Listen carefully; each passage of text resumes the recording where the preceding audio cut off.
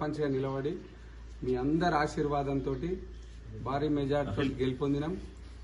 మీకు ఏదైతే మేము ప్రామిస్ చేసినామో ఆ పని చేయడానికి రెడీగా ఉన్నాము. ఈరోజు ప్రవీణ్ రెడ్డి కూడా రమ్మంటే అదే చెప్పిండు. నేను అది తీసుకొని ఆ వర్క్ ఏదైతే ప్రామిస్ చేసినామో చేసిన తర్వాత అర్థము.